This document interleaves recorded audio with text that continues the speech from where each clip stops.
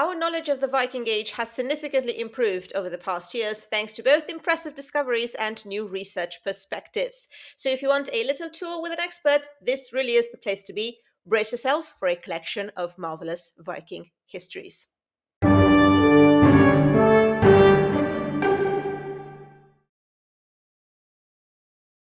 Let's start with the Viking figurine.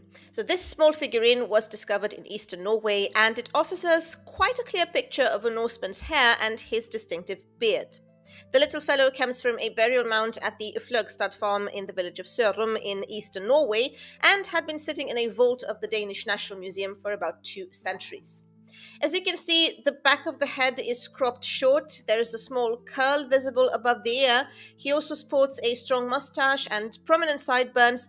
However, the most remarkable feature is his long, pointed, and braided beard. From this point of view, he seems to be more distinct than other portraits, which are per se quite rare and also a bit generic. For example, what we can see on the Ossibelly textiles, carvings, some gold foil figures, and pendants. The Fløgstad man was carved from the large tusks of a walrus, which was a very precious material back then. He comes from a very rich burial mound where a game die and some spherical pieces were also found, and the strong resemblance with other figurines stroking or pulling their beards makes it very likely that this too was a gaming piece. Many of them, especially the Erlinger statuette thought to represent the god Freyr, have been interpreted as small deities or amulets, which wouldn't really contradict a usage as gaming pieces. They don't necessarily have to be religious. We often tend to overstate that interpretation, but even so, it would still make sense if we see these figurines as kings on the board, since kingship is so strongly associated with divinity. The Baldursheimer man, for example, was also found together with spherical bone pieces and a die. So what distinguishes them is this overemphasized beard, which would have been a symbol of manhood. In the sagas, for example, cutting someone's beard was an act of contempt akin to castration. Next on the list is a treasure hoard, the late 9th and early 10th century Bedale hoard from North Yorkshire that was recently analysed in order to identify the origins of the silver, and this is interesting in order to see the Viking wealth and expansion, and perhaps the results could also be extrapolated to other studies. The authors distinguish different metallurgical groups and assess the effects of recycling and refining using a combination of lead isotope analysis and trace element geochemistry on almost all of the cast silver artifacts. The results are very interesting. They show that the majority of the silver derives from Western European sources, and this is consistent with the large-scale silver acquisition through Viking raiding on England and the continent during the 9th century, much of which was subsequently melted down and then recast into Scandinavian-style bullion and jewelry. However, several substantial ingots contain silver of Eastern Islamic origin, thus demonstrating that long-distance trade networks linking Scandinavia with the Islamic world also contributed materially to Viking silver supplies, even in northern England. The study further shows that refined and unrefined silvers can be differentiated geochemically, revealing complex patterns of recycling, mixing, and local refining using different lead sources. So overall, the Bedale hoard provides strong evidence that Western European loot dominated Viking silver stocks in this region, while Islamic silver remained a significant and persistent component of Viking wealth, this way reinforcing the view that both raiding and long-distance exchange were the central drivers of the Viking phenomenon. The next discovery I'd like to tackle is a settlement this time, a settlement close to Stockholm at Täby, where excavations revealed a large and long-lived rural settlement with continuous occupation from the late Iron Age, so about 500 through the Viking Age and into the late medieval period, in some areas even lasting until the 15th century. Over 30 buildings were identified, including 3 longhouses, sunken featured buildings called krofus, and some smaller ancillary structures. Seems like we are dealing with long term stability here, combined with gradual reorganization of households and farmsteads rather than episodic abandonment. And this is suggested by the repeated use of building plots overlapping post holes and multiple construction phases. Several buildings are particularly informative. The earliest, a three-aisled longhouse dating to the late 6th century, shows careful terracing and stone use and might have had some sort of symbolic significance as well. This is suggested by early ceramics and a possible fragment of an image stone. A later hybrid building from the 8th to 10th century combined domestic and specialized functions and was deliberately closed when abandoned, its hearth sealed with iron arrowheads in what would be interpreted as a ritual act. We also have a Viking Age Groffus functioning as a blacksmith workshop, producing nails, tools, and high quality forged objects using advanced techniques such as layered iron and steel. The burial evidence is also very telling. It reflects a community in ideological transition. We have both cremation graves and Christian style inhumation graves, alongside an isolated cremation deposit that appears to have been reused. Grave furnishings were generally modest, but there is one cremation including a Fenno-Baltic vessel with rare geometric decoration, pointing to Eastern Baltic influence and also long-distance trade. Environmental data from the site is unusually rich and demonstrates more than 5 centuries of continuous cereal cultivation, including barley, wheat, rye, and oats, alongside evidence for grazing and crop rotation. There is also a strong emphasis on cattle, with sheep, goats, and some pigs and horses, while the structured deposition of cattle skulls and jaws point to offerings, foundation offerings, or sacrificial practices. One of the most striking discoveries was an 11th century silver hoard buried in a ceramic vessel that also preserved pollen from medicinal plants. So, taken together, all this evidence presents Täby Vikby as what we might designate as a rural elite settlement. The next discovery concerns the famous Sutton Hoo burial, so yeah, pre-Viking, but well worth including. This is about a stamp that was discovered using a metal detector on the Danish island of Torsinge, which suggests that the iconic helmet from the Sutton Hoo burial might have been crafted in the South Funen archipelago. This points to Denmark playing a more central role than previously believed, because until now we thought it originated in Uppland in Sweden, where similar decorative motifs featuring mounted warriors, like the one found on the Sutton Hoo helmet, have been uncovered.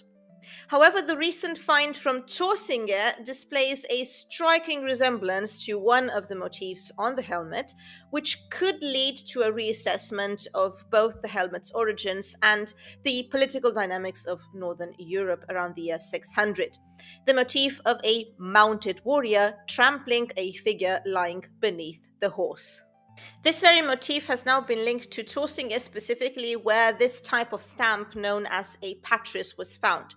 So essentially, to produce a design, a thin sheet of metal is placed atop the patris and hammered, thus imprinting the motif onto the surface.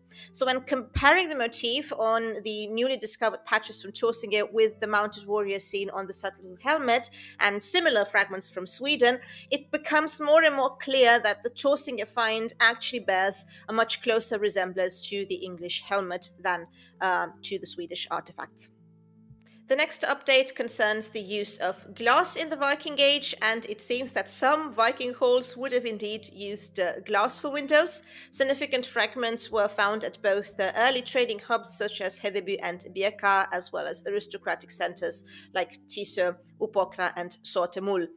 Many of the sites were political, economic, and religious power centers, so they would have had monumental wooden halls, silver and gold deposits, as well as ritualistic objects.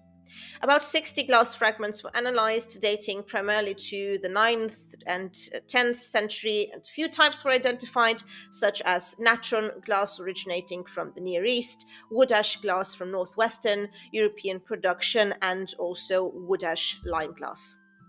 Generally speaking, glass might have played a role in elite and cult buildings, like it did in Frankish and Anglo-Saxon palaces and churches. At Tiso, for example, 5 fragments of window glass were found at the aristocratic residence, suggesting glass windows in elite buildings. Viking rulers such as Harald Klak, who visited the Frankish court where glass windows were present, might have tried to emulate, so imitate, the aula regia, the royal halls of Carolingian palaces, this way trying to become closer to Christian Europe and the way they tended to represent power.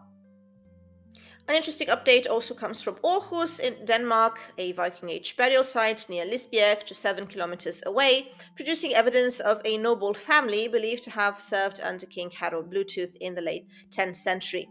The excavation has unearthed 30 graves dating to the second half of the 900s, so the time when the Norse king unified Denmark and introduced Christianity, at least nominally. The burial ground contains an extraordinary collection of grave goods, including coins, beads, pottery, and also a special casket adorned with gold thread ornamentation and complex fittings. It also contained human remains, mainly teeth and bones, which provide further evidence of the elite status of the people buried here. The manor is located less than a kilometer away from the burial site and is surrounded by a fortified palisade and measures some 2 hectares, so it was the residence of a local chieftain or nobleman. The most remarkable discovery is a grave believed to be that of a prominent woman, where we have this casket with fine fittings, rivets, and a complex lock system.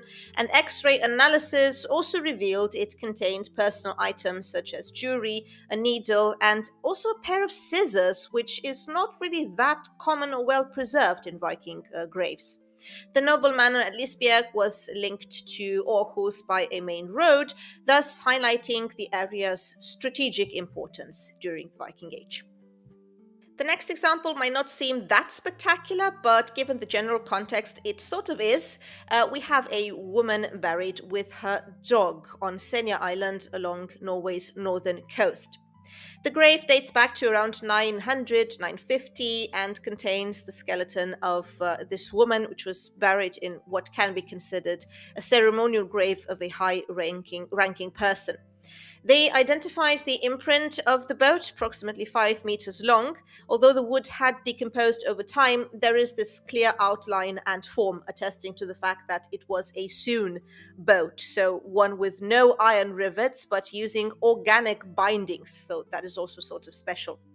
The ship held the woman's remains, who had been interred on her side with bent knees and her arms crossed in front of her body. At her feet lay a small dog skeleton, which had been interred with great care. The presence of a dog in a Viking Age grave is not entirely uncommon, but this time the animal might have been a cherished pet and not simply sacrificed. The woman was interred with several high status grave goods, including 2 brooches, a hoop pendant, bone or amber beads, and also some practical items such as an iron sickle, a slate whetstone, textile tools, including possibly a spindle wheel and a whalebone weaving sword. So, in a way, this dog is part of the assemblage of objects, but the placement also suggests a deep connection between the human and the non human. So, this animal was also part of the woman's identity in death and the afterlife awaiting. And another burial, an even more curious one, on a farm along the coast of central Norway this time. We have a woman again who appears to have been buried with 2 scallop shells placed near her mouth.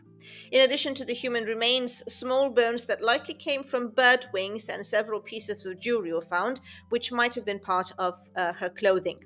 She seems to have been buried sometimes in the 9th century, given that she is wearing a halter-style dress with 2 oval brooches attached to the straps. And she also donned an undergarment with a smaller brooch. The shells with the curved sides are facing outward and the straight edges are turned up, so they seem to be covering part of the mouth.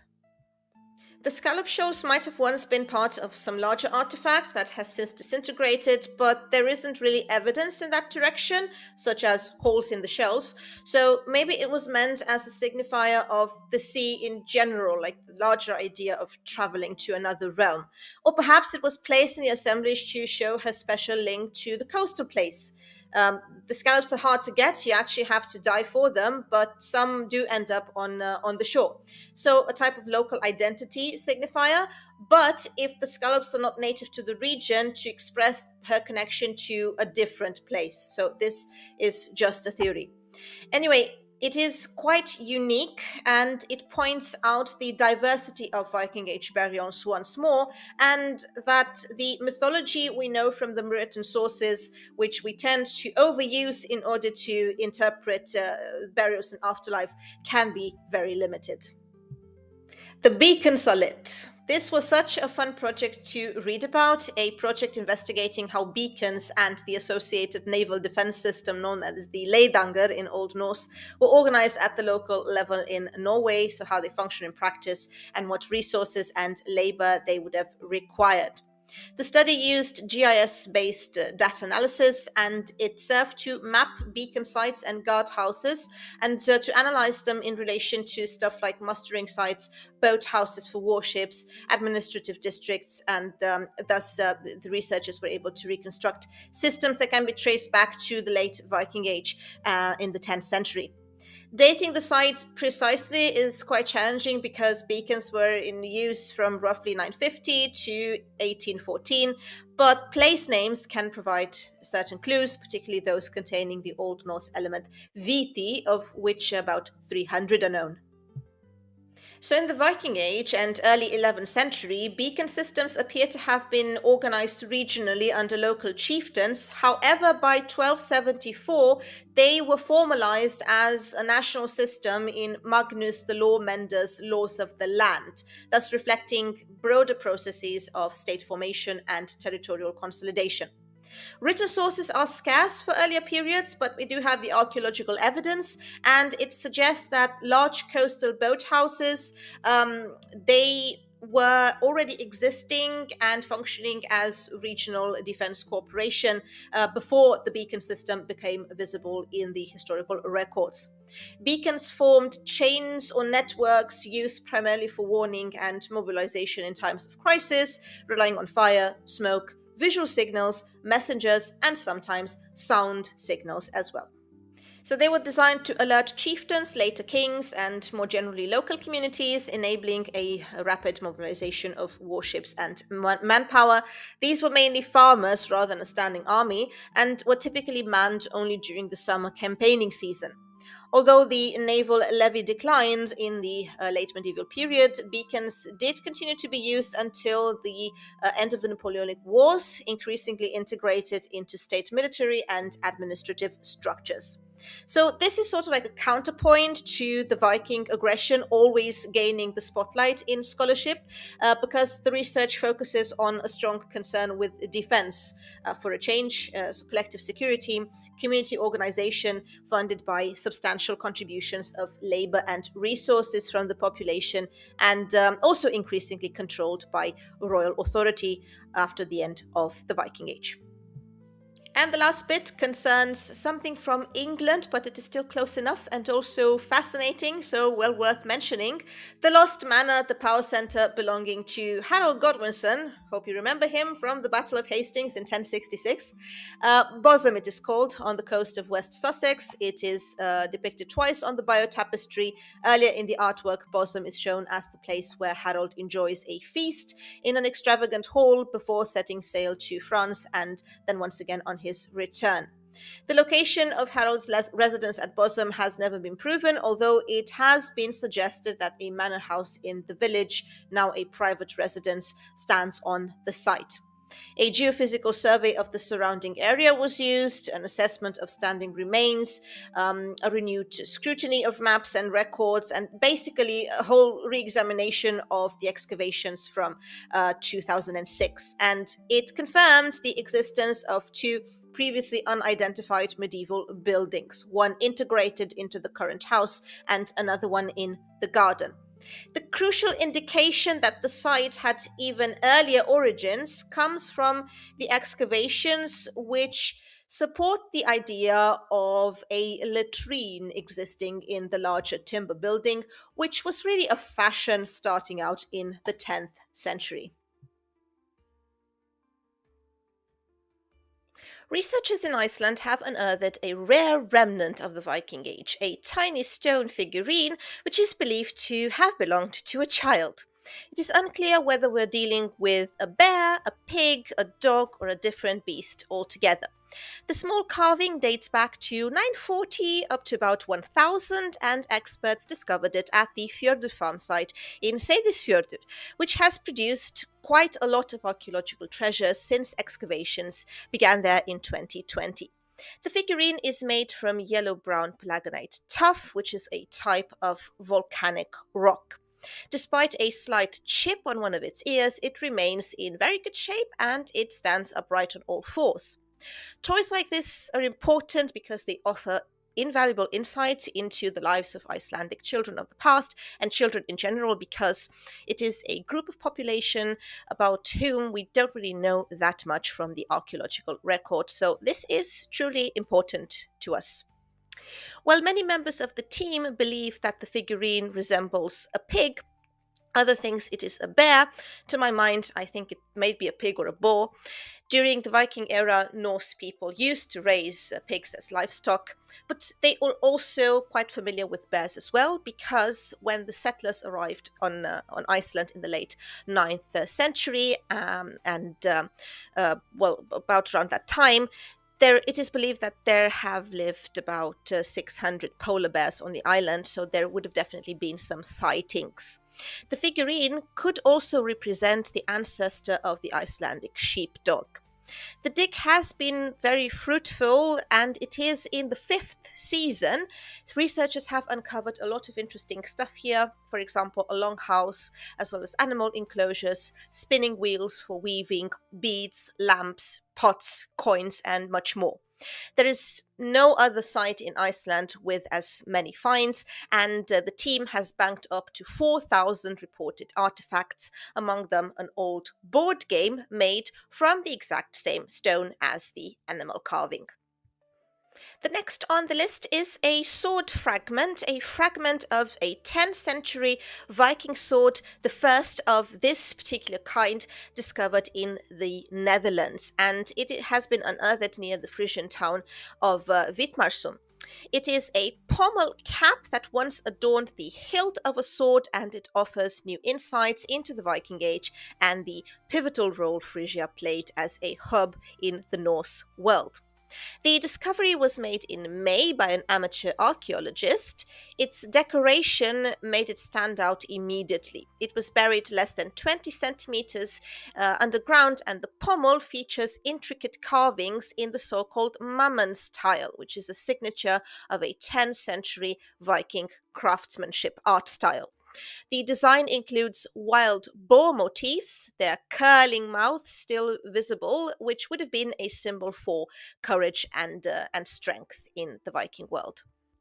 The find not only sheds light on the artistry of Viking weaponry, but also underscores the region's historical connections. The find shows us that there is still a lot to discover about the Viking Age in Frisia, an area larger than present day Friesland. Because this beautiful pommel cap is the first of its kind to be found in the Netherlands, it enriches our understanding of the contacts between Frisia and the Viking world in Scandinavia and the British Isles. Swords in the Viking world and early medieval societies in general were not only weapons, they were cultural icons. They often carried highly symbolic values and were sometimes passed down through generations. They were modified and decorated to reflect the status of their owners. The objects had an almost mythical reputation, and people even attributed human characteristics to them, and they could have had a great cultural and symbolic value. So the newfound fragment highlights this particular cultural importance, but also raises some very interesting questions. For example, was this pommel cap perhaps deliberately removed by a new owner who wanted to customize his own sword? Or was the entire sword disassembled? And how did it end up in Friesland? So these are questions for researchers to answer in the upcoming months. Another metal detectorist has uncovered a silver pendant in Denmark that might represent the Norse god Odin. The find has since been donated to the Museum Lolland Falster in the nearby city of Nykøbing Falster and is set to undergo analysis in the coming months. He made the discovery this spring in a field next to Nakskov Fjord, an inlet on the island of Lolland in Denmark. The museum inspector has since estimated that the figure dates from either the late Germanic Iron Age or the Viking Age, with a provisional date ranging from 700 to 1000. The piece is a solid silver pendant that was likely hung on a chain around the neck of its owner. Although it's not really yet possible to say for certain, the figure on the pendant might be a depiction of Odin, like I said. Although items of jewelry such as pendants, brooches, arm rings, and necklaces were relatively common in Viking culture, they were often made from other more affordable materials such as glass and wood, amber, and bronze. Finds of solid silver, on the other hand, were less common and could signify that the owner was quite a wealthy individual.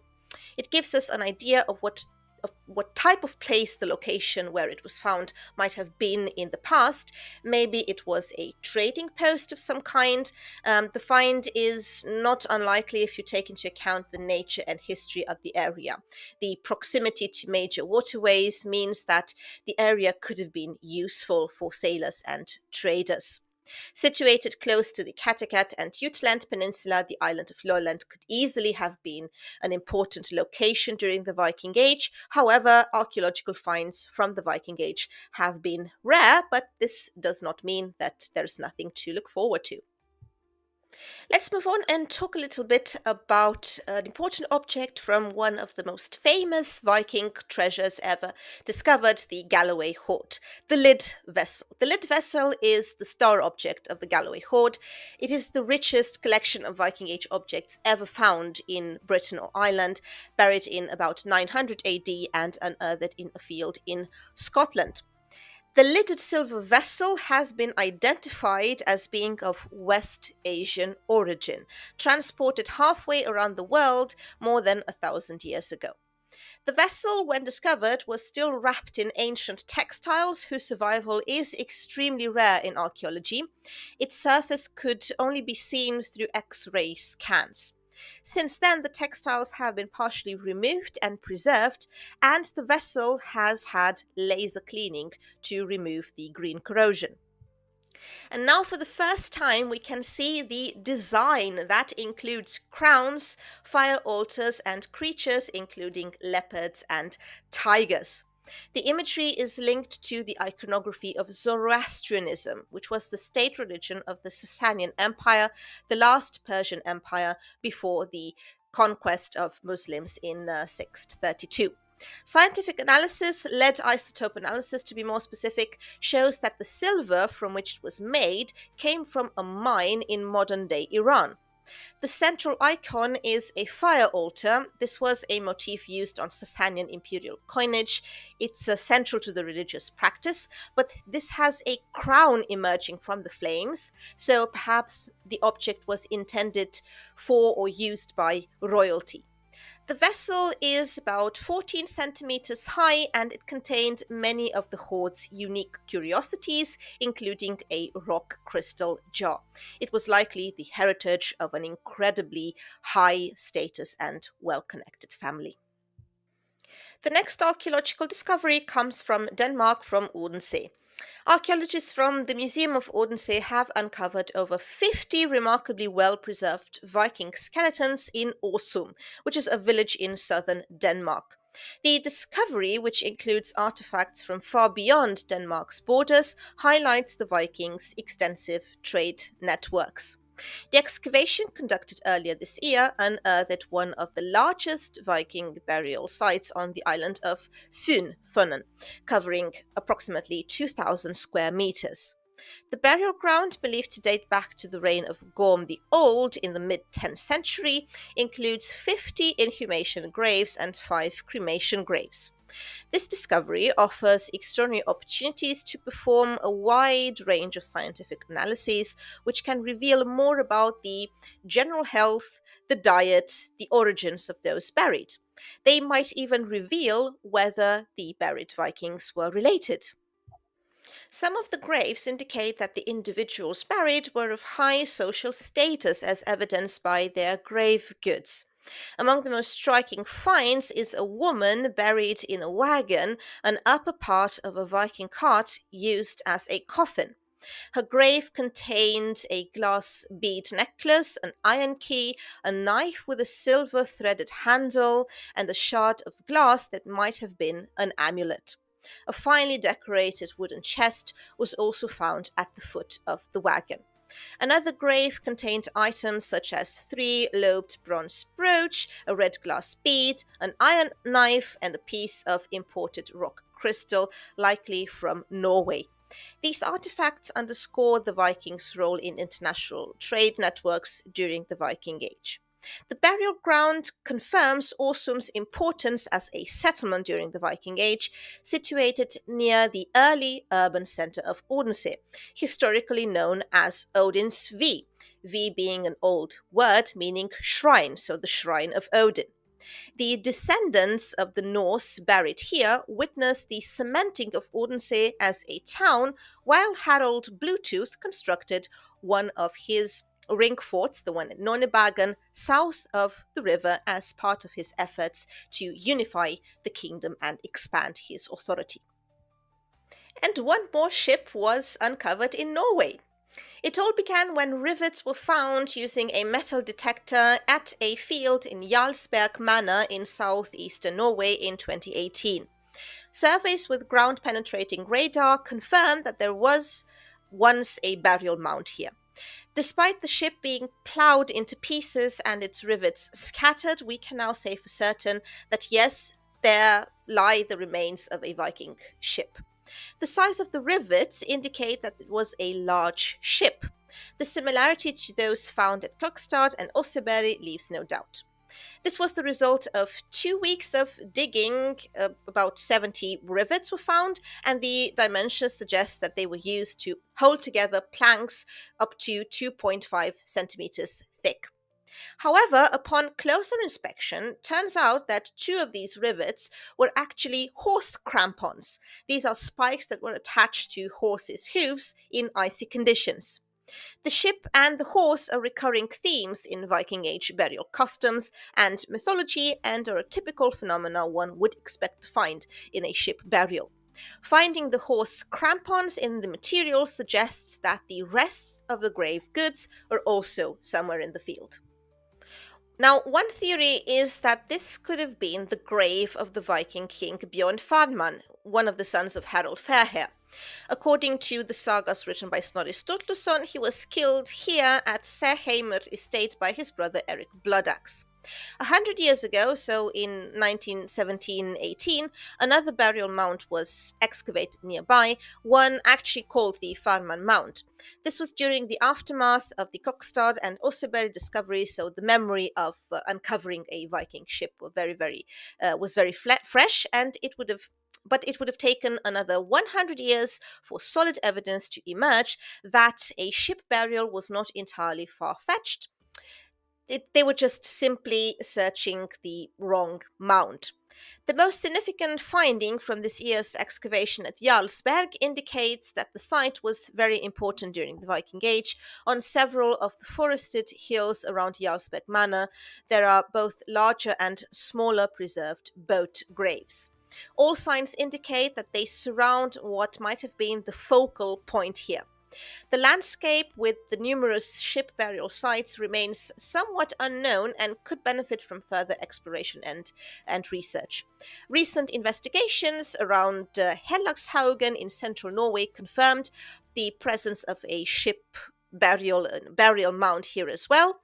Once again, the discovery of rivets triggered further investigation. The ship was comparable in size to Viking ships, but it turned out to date from the year 700, more or less, from what is known as the Merovingian period, so a little before the Viking Age. A vast cemetery was discovered in Sweden as well. Archaeologists set to investigate a settlement from the Stone Age outside of Varberg in Halland, that will be on the west coast, discovered something completely new when they stumbled across a gigantic burial from the Viking Age. The remains of no fewer than 139 graves, with, among other things, animal and human bones, costumes, jewelry, clay pots, bonfires, and even shipwrecks were found here. About 6% of the burial field was excavated. It appeared to be a normal preliminary investigation of a Stone Age settlement when the archaeologists began investigating the site at Tvååker in May 2017. The municipality planned a new water pipe and roundabout, and the site would be excavated in stages. They realized it was a bigger job than anyone would have imagined when they started finding the remains of these Viking Age burials. 5 graves with bone remains and fire layers. The bones were from dogs and humans. The burial ground is strategically well placed on a flat ridge along 2 important transport routes. The name of the village, Tvååker, and other place names such as Järnmölle, Järnveke, Gamla Köpstad, and Galtabäck are all mentioned in historical sources. The problem is that the ground has been ploughed down and leveled to cultivate and create pastures, so the superstructures have disappeared and the graves have been ploughed to pieces. But they have investigated where the bonfires are and, among other things, found a 50-meter long shipwreck, so a ship burial, up on the ridge. In total, they found 3 large shipwrecks and a ship-shaped mound. A large part of the burial field is probably under modern construction, as only an estimated 6% has been excavated. You have to interpret everything from below. Then there is a big focus on the cremation sites. We are dealing with an area where people dug in and built a fire. In another location, they found a square burial with 3 large fire pits and a shard packing. In the grave were 17 downed vessels, human and animal bones, as well as woven weights and iron arrowheads. They have interpreted the square as a supply air construction for a fire above ground. Looking for bones and finding pits where the raised stones may have stood, or bottoms of mounds where superstructure is missing, is incredibly difficult. Most of the objects found here were heavily affected by fire. Among the finds were costume buckles such as fibulae and clasp buckles, ceramics, as well as a clip of an Arab silver coin. It is dated between 795 and 806, which matches well with the oldest graves at the site. Animal bones of birds, dogs, cattle, and pigs, as well as human bones, have been found, and the most usual burial ritual during this period was cremation. So there are a lot of questions regarding this site. For example, where did the people come from who are buried here? So this is something that still baffles archaeologists. There might have been a village, probably in this area of Tvååker, that expanded during the Viking Age, or perhaps there was a trading post at Gamla Köpstad, south of Varberg. So that is a topic that is going to be researched in the future. The next interesting find has to do with the relationships between the indigenous Sami people and the people from the Viking Age in Norway this time. Something that has also been physically confirmed is the fact that these indigenous peoples were to be found further to the south than initially thought. In central Norway, for example, research has provided rare evidence of the presence of Sami people in this region. The main research was carried out by a team of archaeologists working on a site adjacent to the river Nea in the Norwegian county of Trøndelag. The group received permission to investigate the area during a rehabilitation of a hydroelectric plant close to the river. They had been working on cultural heritage for the Sami parliament and knew it was an area where the Sami had lived and herded reindeer for centuries. The group found a total of 40 hearths, many of which appeared to be of Sami origin. When compared to other modern Sami sites in terms of placement in the landscape and other physical characteristics, the majority of the hearths were interpreted as Sami dwelling sites. The Sami people's historical presence in a particular area can often be pinpointed by identifying their hearths, which is essentially a place where they built fires, cooked food, and generally assembled as a community. Some believe the collaboration between the Norse and Sami people in Norway was strong in this period. Others have long argued that the Sami remained only in the far north and ventured south at a much later date. In other words, we're dealing with two cultures that lived in separate regions with only sporadic contact for trading purposes. These new findings, however, seem to suggest a very long contact between the peoples even in the Viking Age. In addition to lots of hearths from the 15th and 16th century, they were also able to date more sites around the 8th century. So at least 10 sites spread evenly across mid Norway, in addition to many neighboring sites on the Swedish side of the border, all of which indicates there was a large and permanent Sami presence in the whole area at this time, and they were not just saga tales.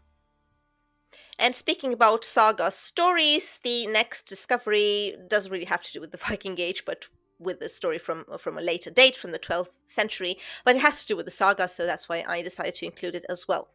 So we have a passage in Sverris saga, which is an 800-year-old Norse account describing a military raid in 1197, during which a body was thrown into a well at a castle in Norway. Now, a new study published has brought this tale to life, as researchers have used ancient DNA to corroborate the saga and uncovered details about the so-called well man. Bones were first discovered in a well at Sverresborg Castle in 1938, but all we knew about the discovery was just a brief description. It was not until excavations from 2014 and 2016 that the remains were recovered, with about 90% of the body being found. The person had several injuries on the body, although it is difficult to tell whether they happened before or after he died. Most interestingly, his head was found disconnected from the body. Radiocarbon dating confirms that the remains are around 900 years old, and studies from 2014 and 2016 identify the individual as a male between 30 and 40 years old when he died. Now, in the Sverris saga, a work from the early 13th century that recounts the life and reign of King Sverre Sigurdsson of Norway between 1177 and 1202, one episode details the war between two factions: the Birkebeiner faction, the one who supported Sverre, and the Bagler faction. The Bagler launched a sneak attack against the Birkebeiner stronghold at Sverresborg Castle near present-day Trondheim, and the saga relates what happens next. The Baglers seized all the property of the castle and then burnt every building. They took a dead man and cast him into the well and then filled it up with stones. Before they left the castle, they called upon the townsmen to break down all the fortifications, and then before they marched from the town, they burnt all the king's longships. And then genomic analysis actually confirmed that the well man was indeed a male, and he likely had blue eyes and light brown hair. The results show that his ancestry can be traced to the southernmost counties of Norway, most probably West Agder. The defeated holders of the castle were King Sverre's Birkebeiner, who are thought to have been mainly from central Norway. It is the Baglers, the invading victors from the south of Norway, who are described as having thrown the man into the well. Accordingly, previous reports have assumed that the well man was a central Norwegian from the losing side of the Birkebeiner. The results, however, showed that the Wellman's ancestry was typical of the present day population of southern Akdia. But this cannot tell us whether the Wellman belonged to the Birkebeiner faction or the Bagler army. We can note that the passage in Sverre's saga states that the Wellman was dead before the Bagler faction threw him into the well, so perhaps they threw one of their own dead into the well. Either way, what this tells us is that we are rather dealing with some kind of more neutral and generic confirmation of something the saga relates. So, not really the detail, but this is still relevant because it points out that sagas do keep some grounded memories of previous events. And now, my absolute favorite discovery from the year 2024 related to the Viking Age, or actually related to, generally speaking, Scandinavia, because this is not really the Viking Age. But at any rate, it has to do with runes, which makes it my all time favorite. This is the sensational discovery at the beginning of 2024 in Denmark on the island of Funen again, Fyn, the oldest runic inscription from the territory of Denmark, or at least as far as we know. For comparison, the country's perhaps most well-known runes, the inscriptions of the Yelling stones in connection with the Harald Bluetooth expansion of the territory and the adoption of Christianity, these date back to the 10th century, so 800 years later. We're dealing with a knife that was discovered by archaeologists at the Museum of Odense during an excavation of a burial site to the east. This was found in a grave along with several other objects that an Iron Age person took on their journey to the afterlife. And among them, we have 3 brooches, which were possibly used as a way to fasten a garment, and they have been crucial for dating this knife and the runes on it, because exactly this type of brooch is found within a very, very narrow time frame that can be dated to about 150 AD. And the knife was placed in the grave at the about same time. So the oldest runes in Denmark, 150 AD.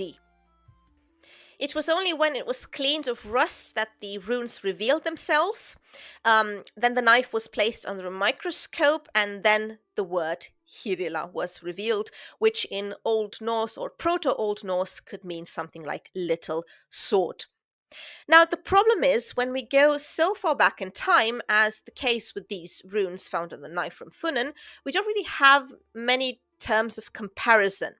This is the Elder Futhak, used until the 8th century to transcribe a wide variety of Germanic languages, as well as the reconstructed standard, let's say Proto-Germanic and also Proto-Norse. The amount of such inscriptions is very low, about 350.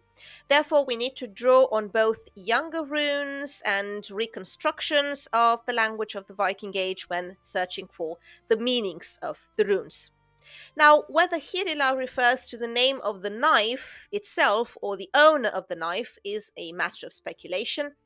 The knife is thus contemporaneous with another runic inscription that has been considered the oldest until now, namely a small bone comb from Vimose, also on the island of Funen, where we have the word Harja incised. And Harja can mean either comb, or it could mean a more personal name derived from the word warrior. So you can definitely see some similarities here.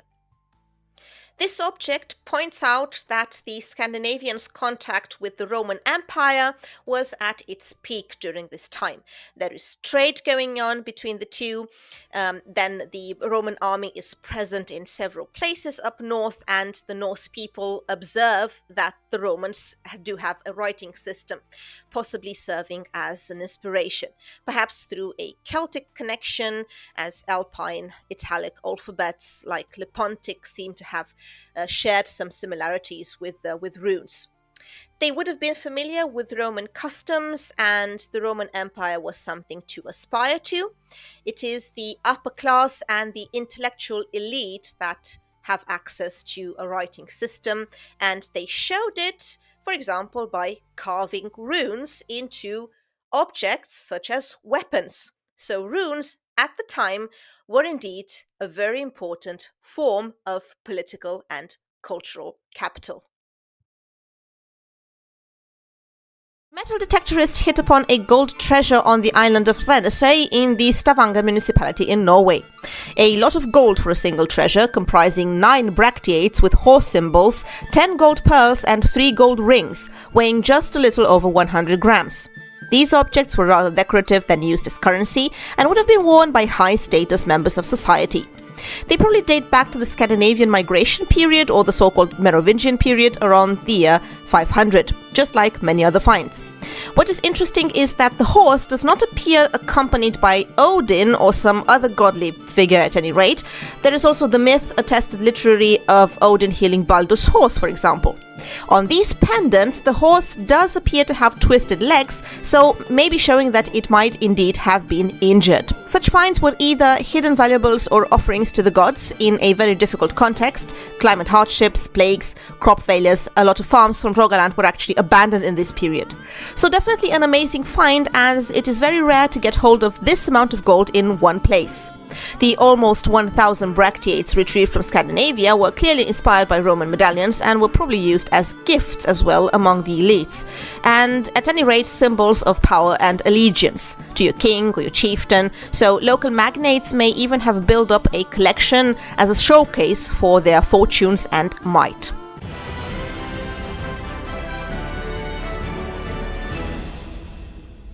In Rødsjø, in the Harstad municipality, in the context of plans to develop an industrial park, archaeologists uncovered 12 or 13 houses, lots of fireplaces, large cooking pits, several production facilities and ovens, indicating the presence of a courtyard site, given how comprehensive the discovery was. The location of the post holes and hearths indicate a potential ring-shaped yard. Not that common in Norway, but then again, few yards have been investigated using advanced technology. The houses are estimated at 10-12 meters long and 5-6 meters wide. Some may represent different construction phases, with older structures being demolished and newer ones slightly shifted. Dating suggests they were in use between 200 and 500 AD, but also in later times. Such courtyards are found especially along the coast, mostly in the southwest, but also in the north. They seem to have lost importance after 800, most likely due to the heavier centralization of the territories. They could have functioned as a gathering place for aristocrats meeting for political and religious activities, because they look strategically positioned between farms, and they cannot be linked to specific farms. Their size can hint at the size of the political unit they belong to. More research using geophysical surveys will shed light on the organization of the area. Radars look through the earth and create three-dimensional images of objects, so that's pretty cool. Early investigations already showed that the cooking pits continue outside of the shafts, so we'll have to wait and see. The pagan temple at Hov near Lillehammer was already discovered by accident in the early 1990s. But it was not until 2023 that archaeologists really got to excavate the area properly in connection with the upgrade of a highway. During the 2000s, 28 gold foil figures were found here, testifying that this place was once a very significant one. Gold foil figures are these thin, flat pieces of gold as small as a fingernail, which we're not really sure what they meant. During last year's excavation, archaeologists found 5 more, and this time they were found in situ, so that should be helpful. Previous excavations revealed a lot of such gold foils, but the new ones were excavated where they probably were placed. They were found where the wall stood, 2 in separate post holes, the previous ones around another post hole opposite of the 2. 3 were actually under the wall structure, so they were placed before its construction, which is very bizarre because why would you do that? The foil figures, despite being so elaborate, don't seem to have been visible to others, so placing them there may have been an act of protection, like a symbolic act. The temple itself is quite small, so it's highly unlikely that they could have organized a lavish feast there, and more likely a ceremony for the few privileged. Moreover, not as many gold foils as in Denmark or Sweden have been retrieved so far. In Bornholm, for example, 2,500 pieces have been discovered. the question of who the people on them represent is still a baffling one. You can assume that they're showing the clothing of the elite during Merovingian times, given the hairstyle with the knot, the beads, brooches, so maybe they represent a chieftain and his wife, or maybe even gods from whom they claimed ancestry, which we know from written texts was quite an important pillar of legitimizing power. One of the most famous and important runestones found in all Scandinavia, the Yelling stone, commissioned by Harald Bluetooth, Harald Blåtån, where we find the name Denmark, is also an image of Christ and homage to his parents Gorm and Tira, has revealed one more secret thanks to 3D technology, the name of the carver. So by using 3D scans of runestones, you can look at how the grooves were made, because every stonemason had a particular style when carving, like an angle or spacing and so on. And this rune master is actually a known one because he also carved the two stones mentioning Tira in Leoborg and Bege, the latter telling about him and two other people erecting Tira's burial mound. So Graf Ungetovi was a rune master and the queen his patron. So apparently this woman appearing on no fewer than 4 runestones is the same character, Harald Bluetooth's mother. All these stones stem from southern Jutland, indicating the center of her power, while Gorm seems to have come from another more northern territory. A new Viking ship was uncovered thanks to georadar on Karmøy near the royal seat of Avaldsnes, dating back to the 700s, the beginnings of the Viking Age. Once again, the burial mound known as Salshaugen gets into the limelight after having been dug up 100 years ago by none other than the one who found the Oseberg ship, Håkon Shetling. Because he didn't have such advanced equipment, he only came across some arrowheads, but he was looking in the right place. It is an incredible find because Avaldsnes was so significant as a center of power at the dawn of the Viking Age. We are talking about the area where Harald Fairhair is said to have reigned, a disputed character, but the royal seat is quite certain. The Viking ship thus joins the ranks as a third found on Karmøy, along with the Sturhaug ship and the Grönhaug ship, and all date back to the late 700s, so a time when Viking expeditions to the north kicked off. And this is not the only exciting news on ship burials, because in the north of Trondelag, large rivets were found in a mound of 60 meters in diameter, so quite huge. This mound is dated to about 700, so the border between the Merovingian and the Viking Age. It was excavated as early as the 18th century, and interesting stuff was found here, like a seated skeleton with a sword, a kettle, animal bones, iron nails, a wall, but unfortunately everything disappeared without a trace. However, in all likelihood, if the mound also had a wall, it was a ship burial, because this burial usually contains structures inside, like timbered rooms. The ship itself rotted completely.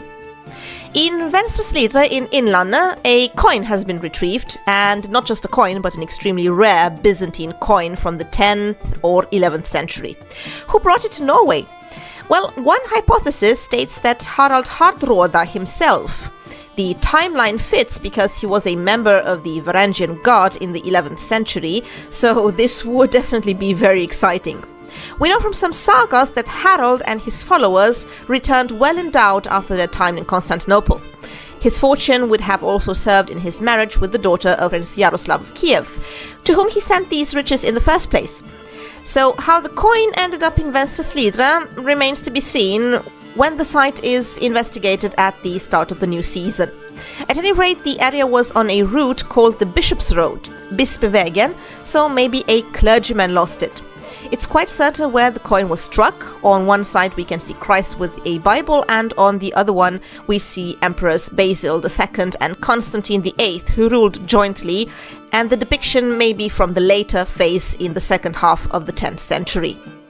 Other discoveries include a 900-year-old arrow and bowl brooch from the same region, Innlandet, where Norway borders Sweden, a sword near Turku in Finland by a medieval stone church, or 2 Viking Age graves in the heart of Göteborg, Gothenburg in Burgotsparken. The stone packings nearby indicate a potential place of sacrifice and a large burial site. The area used to be a hill, and the graves are found near a stream. In fact, defense features and ships along the rivers Göta and Nordre point out the importance of the estuary, gateway to Skagerrak, straits separating Sweden from Norway and Denmark and offering access to the North Sea.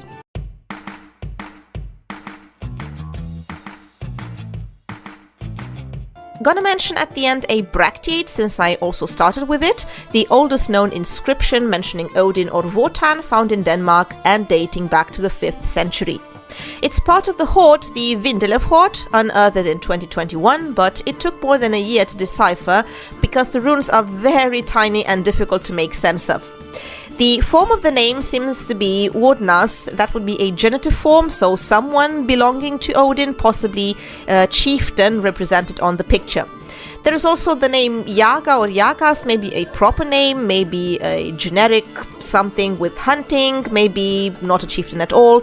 At any rate, a much needed material source to corroborate much later sources, mostly written in Old Icelandic, showing that Nordic gods had correspondence on the continent and early on. So that was it, the overview 2023 to 2025. I really hope you enjoy this compilation, and if you would like to know more, subscribe to the channel and consider a paid membership as well. It would help me and my history project a great deal and ensure it fulfills its aim of becoming a solid, permanent bridge between academic and public history.